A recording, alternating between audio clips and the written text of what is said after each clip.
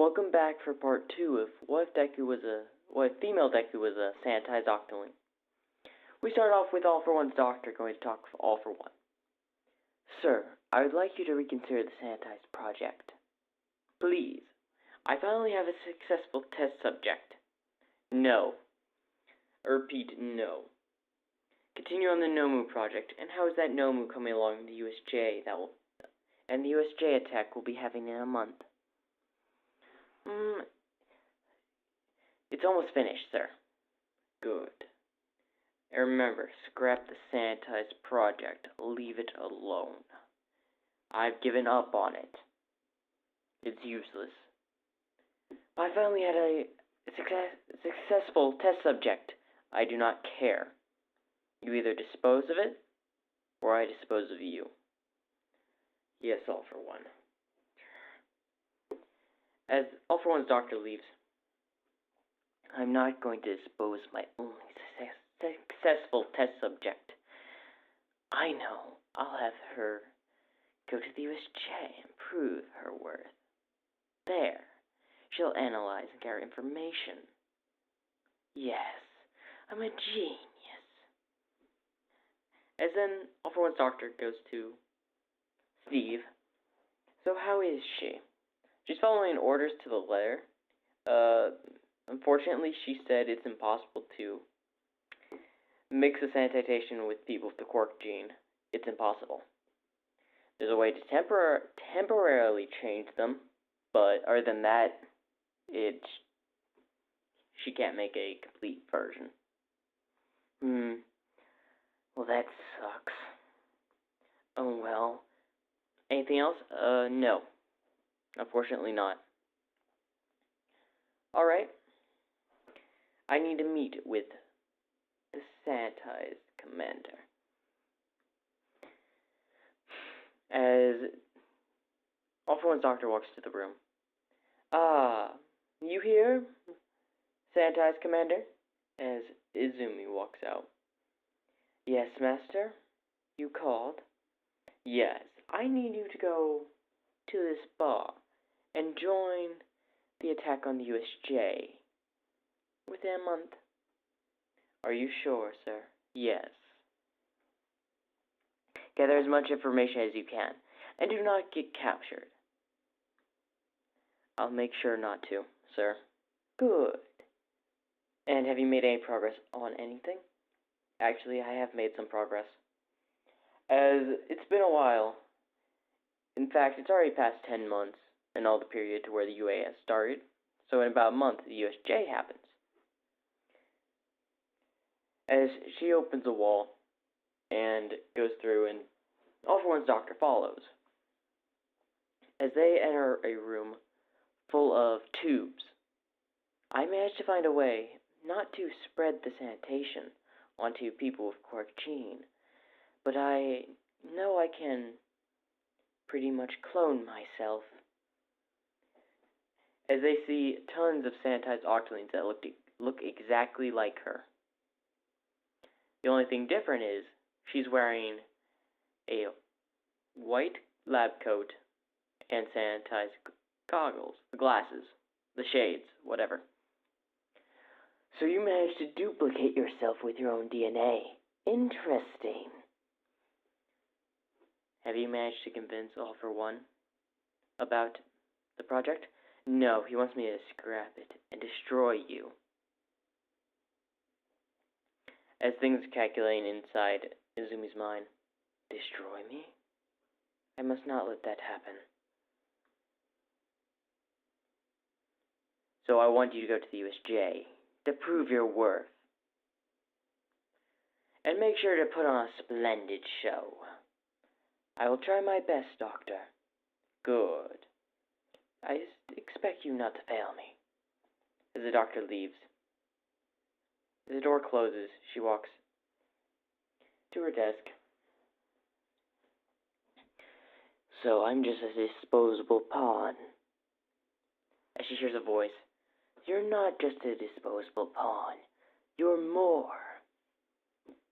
Who said that? You'll know who I am in a while. But just know, You're not just any pawn. You're a person that is powerful.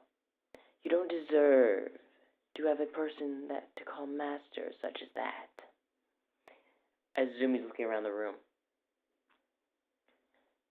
I will show you the right path of the sanitation and how powerful we can become. But that's for the future. Who are you? Tell me. No, I shall not tell you who I am just yet. You will have to wait for that. As she keeps looking around the room, trying to discover where the voice is coming from. And just remember, sanitation shall rule the world. As then the voice stops. Well, whose voice was that? But she starts thinking, I am better than just a throwaway pawn.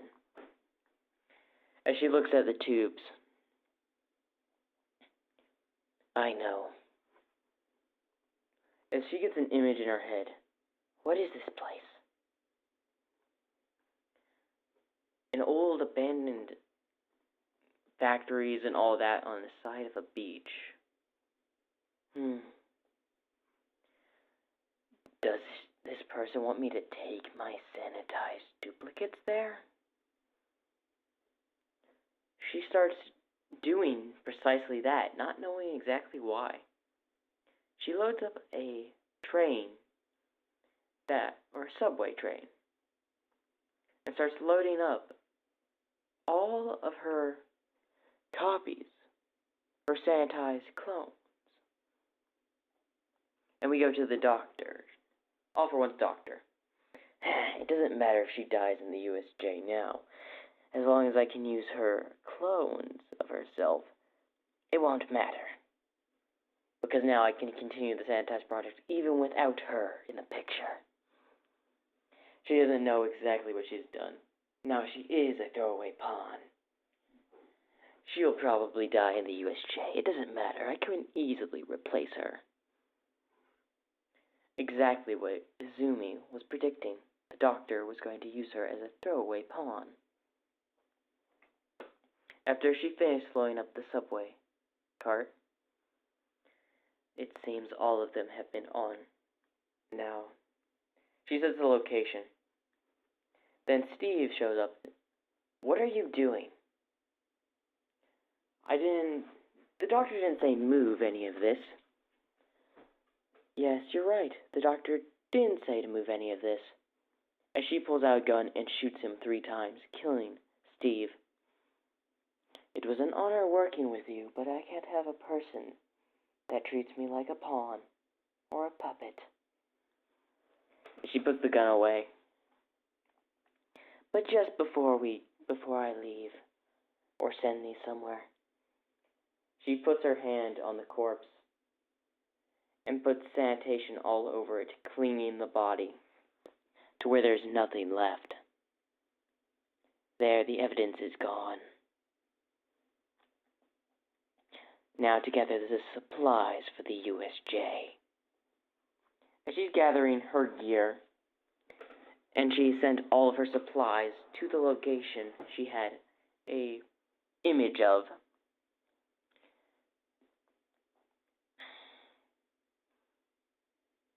We go to when she goes to the bar.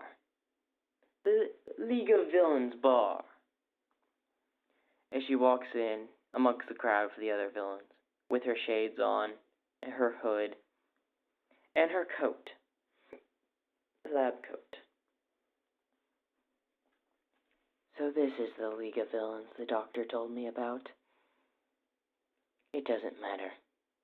I gathered the information, then I flee without a trace. As it seems Izumi has her own agenda. But she's still thinking, whose voice was she hearing? Because she knew for a fact it wasn't the doctor's. And All for One didn't want anything to do with Izumi. Or the Sanitized Project. So who would be so interested to telepathically communicate with her? She's still contemplating on that, not knowing who or what did it. As Shigaraki pops up on stage, "Are you villains ready to kill All Might?" As they cheer, "Yeah!" And a bonus, we get to attack the students of UA as well.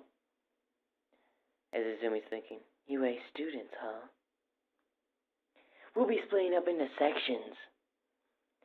Some of you will be in the main task force in the front. Some of you will be sent to all the other different areas. Izumi was tasked with the fire area. If I remember correctly, the person with the kid with the tail quirk was the one that was in that area. I could be wrong.